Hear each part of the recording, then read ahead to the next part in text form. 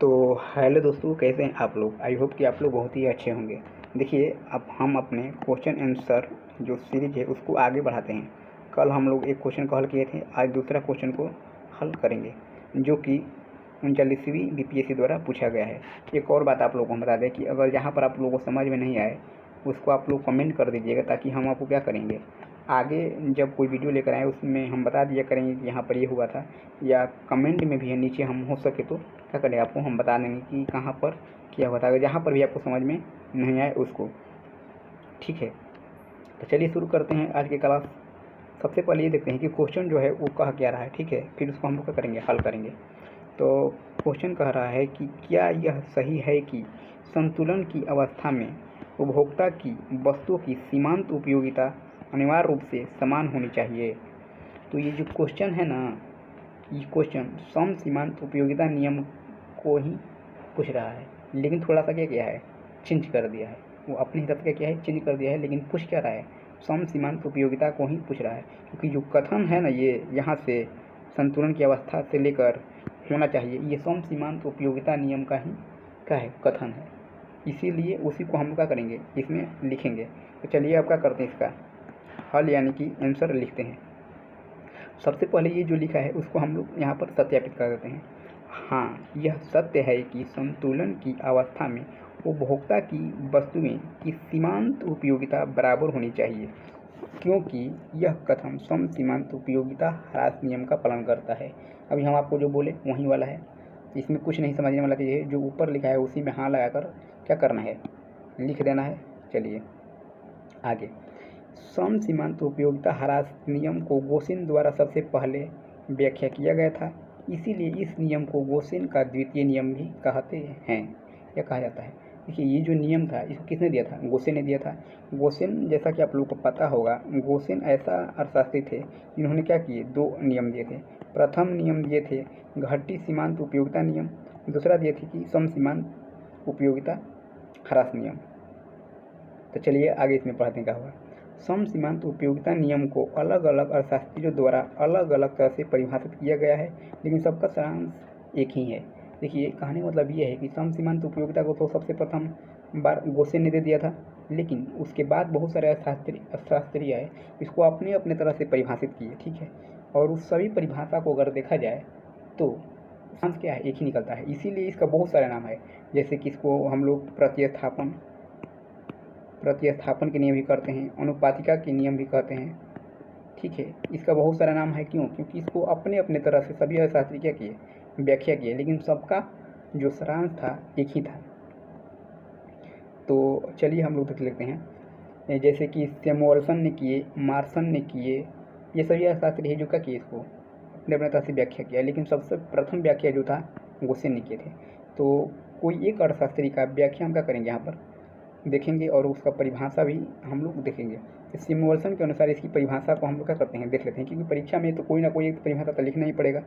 तो सैमुअल्सन का जो परिभाषा है उसी परिभाषा को हम लोग करते हैं, यहाँ पर देख लेते हैं, ताकि जो कि प्रचलित भी है और याद करने में भी आसान है और समझने में भी आसान है, इसीलिए इन्हीं परिभाषा को हम लोग देखते हैं।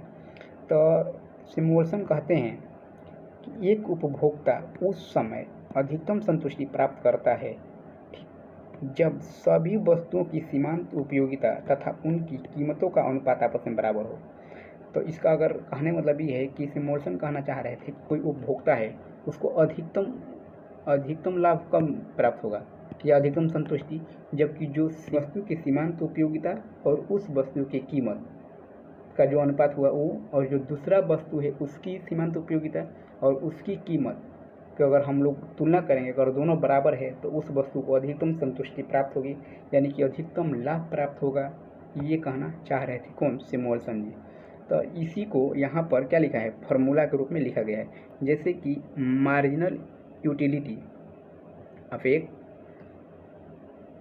उसके बाद उसका नीचे दिया गया उसका जो कीमत है उसको, जैसे कि P1 यानी प्राइस ऑफ की वस्तु एक, मार्जिनल यूटिलिटी ऑफ 2 यानी अब उसके नीचे यानी कि भाग दिया गया है प्राइस ऑफ 2 से, मार्जिनल यूटिलिटी ऑफ 3 उसका प्राइस से भाग दिया गया है मार्जिनल यूटिलिटी ऑफ 3 से। यहाँ पर जो है लिखा गया है कि जो MU है सीमांत उपयोगिता यानी कि मार्जिनल यूटिलिटी है, जबकि पी जो है कीमत है।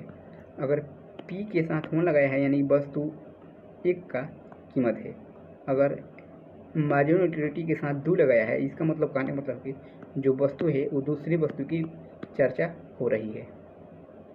सम सीमांत उपयोगिता दो से अधिक वस्तुओं पर ही लागू होती है, ठीक है। इसी प्रतिस्थापन के भी नियम कहा जा सकता है, यानी कि प्रथम के स्थान पर दूसरा उपयोग भी कर सकते हैं। सम अगर हो गया, अगर सम मतलब कहा जाता है कि सम का बात हो रहा है, यानी कि बराबर कब करेंगे, कोई दो चीज़ को ही लेकर ही बराबर किया जाता है, इसीलिए दो वस्तुओं के लेकर तुलना की जाती है इसमें। यदि अगर इस फॉर्मूला को हम लोग यहाँ पर देखें तो इस फार्मूला को लेकर यहाँ पर अगर देखें कि अगर कीमत बराबर हो, सबका जो ये कीमत है अगर दोनों सबका क्या है बराबर हो, तो हम लोग देख सकते हैं कि मार्जिन यूटिलिटीज़ क्या होता है, सबका बराबर होगा। इस तरह से हम ये कह सकते हैं कि अगर दो अगर वस्तु है, वस्तु क्या है दो है, अगर मान लीजिए कि यहाँ पर सेब है और यहाँ पर आम है, तो अगर दोनों का कीमत बराबर है तो जितना इसका मार्जिनल यूटिलिटी होगा उसका जितना सेब का मार्जिनल यूटिलिटी होगा उतना आम की मार्जिनल यूटिलिटी होगा, तब जाकर उपभोक्ता जो है अधिकतम संतुष्टि क्या करेगा, प्राप्त करेगा। चलिए आगे अब इसमें देखते हैं। ये जो व्याख्या है यानी ये जो नियम है, ठीक है, ये कुछ मान्यताओं पर आधारित होती है। जैसे कि हम कल बताए थे आपको कि जो इकोनॉमिक्स है इसमें जितने भी सिद्धांत हैं कुछ मान्यताओं पर आधारित होता है। इकोनॉमिक्स का बहुत सारे चीज़ को जाएंगे तो कुछ ना कुछ मान्यताएं हुए करती है जिस पर आधारित होती है, ठीक है। तो यही कुछ मान्यताएं हैं जिस पर क्या है आधारित है। तो मान्यताओं को हम लोग क्या कहते हैं देख लेते हैं। प्रथम मान्यता ये है कि जो उपयोगिता है उसको गणनावाचक संख्या में मापा जाता है। गणनावाचक कहने का मतलब एक है ये है कि 1 2 3 4 ऐसे हम क्या करें इसको मापा जा सकता है। उपभोक्ता विवेकशील है। विवेकशील का मतलब हम लोग बता सकते हैं कि उपभोक्ता को ये पता है कि जो वस्तुएं हैं उसमें कौन सी वस्तु उसके लिए ज़्यादा उपयोगिता देगी और कौन सी वस्तु उसके लिए कम उपयोगिता देगी, ये उसको पता होना चाहिए। उपभोक्ता की आय स्थिर है, यानी उपभोक्ता के पास ये फिक्स होना चाहिए कि उसके पास 10 रुपया है कि 20 रुपया है कि 50 रुपया है, ये क्या है, ये पहले से फिक्स है। मुद्रा की सीमांत उपयोगिता स्थिर है। जो मुद्रा की सीमांत उपयोगिता क्या है, स्थिर है, यानी कि अगर 1 रुपया जो है 1 रुपया का जितना सीमांत उपयोगिता आम के लिए है उतना ही सेब के लिए भी 1 रुपया का उपयोगिता होगा। कहने का मतलब ये हुआ यहाँ पर वस्तुओं को छोटी छोटी इकाई में बांटा जा सकता है। जैसे कि हम कल भी बताए थे कि जो वस्तुएं हैं उसको छोटी छोटी इकाई में बांटा जा सकता है, लेकिन कुछ वस्तुएं होती हैं जिनको छोटी छोटी इकाई में नहीं बांटा जा सकता है। जैसे कि ट्रक हो जाएगा, कार हो जाएगा, फ्रिज हो जाएगा। आगे जानता क्या कहता है, कहते कि घटती सीमांत उपयोगिता लागू होती है। एक और चीज़ है, घटती सीमांत उपयोगिता भी लागू होना चाहिए। जबकि घटती सीमांत उपयोगिता किसने दिया था, गोसे ने दिया था, और यही गोसे का क्या है दूसरा नियम है, यानी उसके बाद ये नियम दिए थे। इसमें घटती सीमांत उपयोगिता भी लागू होना चाहिए। घटती सीमांत उपयोगिता का मतलब ये है कि मान लीजिए कि अगर कोई अगर 5 इकाई है कोई चीज़ अगर 5 इकाई है तो इसमें कि जो प्रथम होगा उसका उपयोगिता ज़्यादा होगा किससे, दूसरा से। दूसरा को उपयोगिता ज़्यादा होगा किससे, तीसरा से। तीसरा को उपयोगिता ज़्यादा होगा किससे, चौथा से। यानी सबसे कम उपयोगिता किसका होगा, पाँचवा का। 5 का जो होता है सबसे कम उपयोगिता होता है। उपयोगिता यानी घटते जा रहा है, इसीलिए घटती सीमांत उपयोगिता भी इसमें क्या होना चाहिए, लागू होना चाहिए, ये कहना चाह रहे हैं। चलिए आगे कहते हैं अब इसकी व्याख्या कहते हैं कि व्याख्या कैसे की जा सकती है। तो ये जो ऊपर था सभी मान्यता और उस जो सिद्धांत था उसको पढ़े, उसके बाद अब इसका हम लोग व्याख्या कर लेते हैं। इस नियम का व्याख्या करने के लिए माना कि किसी उपभोक्ता का आय जो है 5 रुपया है। जैसे हम लोग पहले पढ़े कि जो आय है क्या है, फिक्स है। तो हम लोग मान लिए कि 5 रुपये का है, आय फिक्स है, और यह दो वस्तुएं सेब और आम पर खर्च करता है। किसका पैसा, सेब और आम पर क्या करता है, ये खर्च करता है। और सेब और आम की कीमत 1 रुपये प्रति किलो है। अब कीमत भी दे दिया क्योंकि अनुपात निकालना है कीमत से ही भाग देकर, इसीलिए इसमें कीमत भी क्या किया है, दे दिया गया है सब कुछ। और दोनों जो वस्तु का सीमांत उपयोगिता का है नीचे दिया गया है। तभी हम लोग पढ़े थे ऊपर जो पढ़े थे इसमें क्या बोले कि सीमांत उपयोगिता और कीमत का अनुपात, कीमत में भाग देने पर जो अनुपात आएगा उसको क्या होना चाहिए, बराबर होना चाहिए। तो इसीलिए सीमांत उपयोगिता भी क्या होना चाहिए, दिया रहना चाहिए। तो सीमांत उपयोगिता का है नीचे दिया गया यहाँ पर है। देखिए तो ये जो तालिका है, इस तालिका में सीमांत उपयोगिता दिया गया है। जैसे यहाँ पर सेव दिया है, यहाँ पर आम दिया गया है। अगर 1 किलो सेव खरीदते हैं तो 12 जो होता है उपयोगिता प्राप्त होती है। दूसरा केजी खरीदिएगा तो कितना, 10। तीसरा केजी पे 8 उपयोगिता, चौथा केजी पे 6 उपयोगिता, पाँचवा केजी पे 4 उपयोगिता प्राप्त होगी। अब उसी प्रकार से जो आम है उस पर अगर 1 केजी खरीदिएगा तो 10 उपयोगिता प्राप्त होगी, दूसरा केजी पे 8, तीसरा केजी पे 6, चौथा केजी पे 4 तथा दूसरा केजी पे 4 उपयोगिता प्राप्त होगी। ये दे दिया गया है।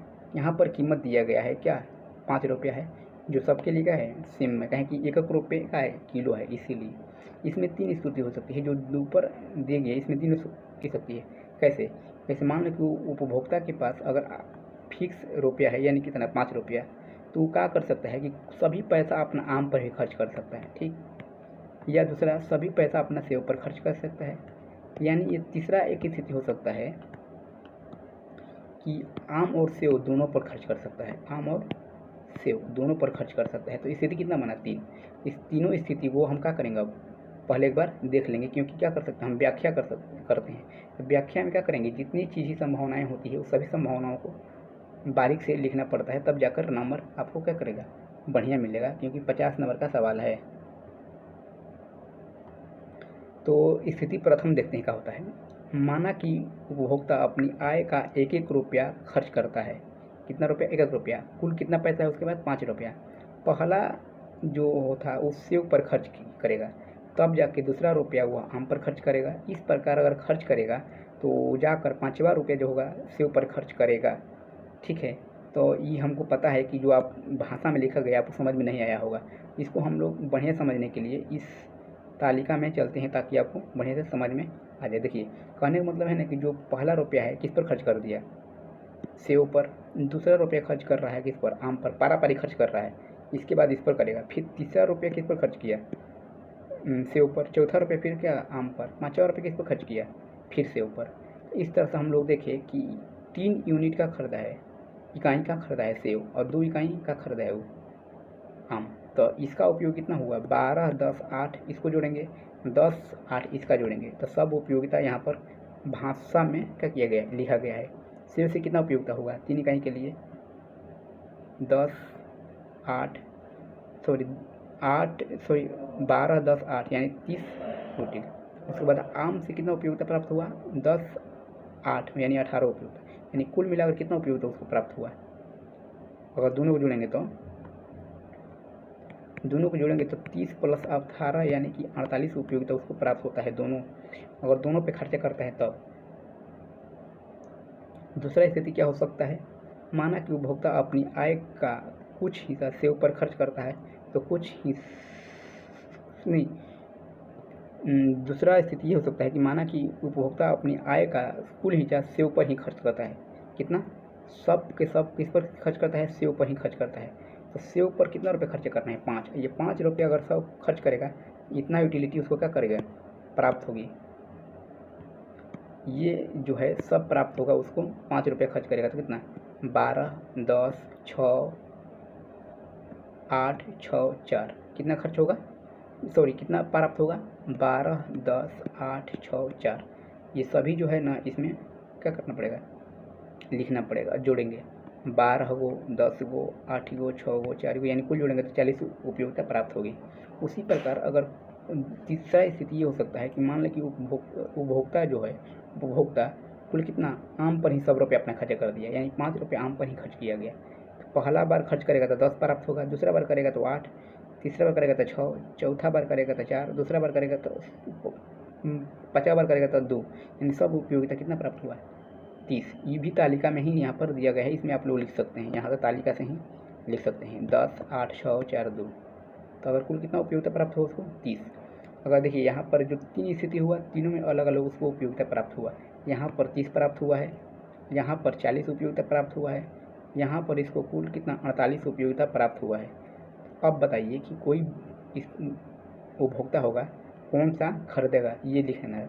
ये अगर तीनों स्थिति को देखकर हम कहा जा सकता है कि कोई उपभोक्ता अगर तार्किक है, तो तार्किक का मतलब क्या है कि ठीक ठाक है, भांग गांजा दारू नहीं पिया हुआ है, मतलब स्थिति ठीक ठाक में है, तो वो अपनी आय को किस स्थिति में खर्च करेगा? प्रथम स्थिति में खर्च करेगा। क्यों? क्योंकि उसमें उपभोक्ता को अधिकतम लाभ प्राप्त होता है। अधिकतम लाभ कहने का मतलब क्या हुआ? उपयोगिता अधिकतम है। अधिकतम लाभ का मतलब क्या हुआ? उपयोगिता अधिकतम प्राप्त होती है। कितना है? 48 है, जो कि सबसे क्या है? ज़्यादा है। अब देखिए यहाँ पर जो है इसको फिगर भी बनाना पड़ता है, चित्र बनाना पड़ता है। क्यों? क्योंकि परीक्षा में इसका भी नंबर बढ़िया बेहतर मिलता है। तो ये फिगर तो बना गया है, आप लोग बनाएंगे तो बना दीजिए। तो इसको हम लोग आइए आप लोगों के लिए बढ़िया को फिगर बना देते हैं, ताकि आप लोग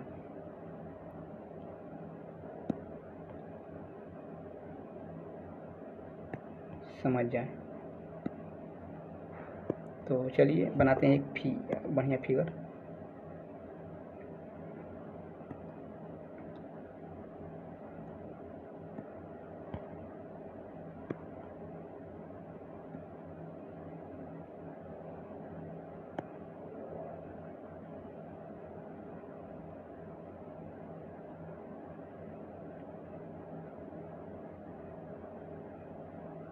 तो फिर यहाँ पर भी खींच लीजिएगा डायग्राम।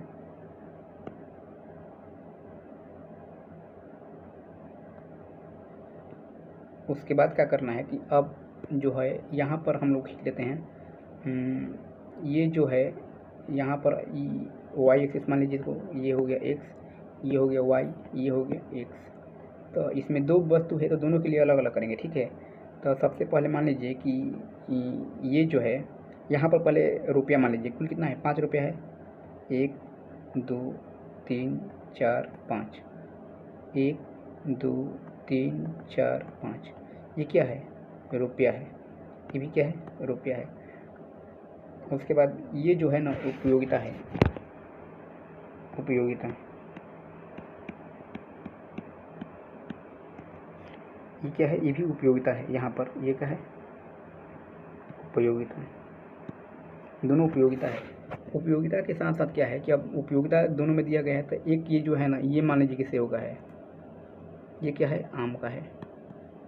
तो सेव का उपयोगिता जो था कहाँ से शुरू हुआ था? 12 से शुरू हुआ था। 2 4 6 8 10 12, ठीक। यहाँ पर 12 हो गया, 10 हो गया, 8 हो गया, 6 हो गया, 4 2। यहाँ पर कितना उपयोगिता है? 10 था। 2 4 6 8, यहाँ पर भी 8 था, यहाँ पर क्या है? 10 8 6 4 2। तो कहने का मतलब यानी कि जो दोनों में का होता है कि सम सीमांत उपयोगिता, यानी कि यहाँ पर अगर 8 है तो 8 को क्या करेंगे हम लोग? मिलाएंगे, और जो मिलाने से जो डायग्राम बनता है इसको बोलेंगे सम सीमांत उपयोगिता। सम सीमांत उपयोगिता, ठीक। तो जो ऊपर वाला डायग्राम है ना, इसी को हम लोग यहाँ पर बनाए ताकि आप लोगों को बनाने में क्या करें? आसान हो, ठीक है। उसके बाद अगर आप चाहते हैं तो ये जो डायग्राम इसे खींचा गया है आप भी खींच सकते हैं, इसमें कुछ करना नहीं पड़ता है, ठीक है। आप भी खींच सकते हैं इसे।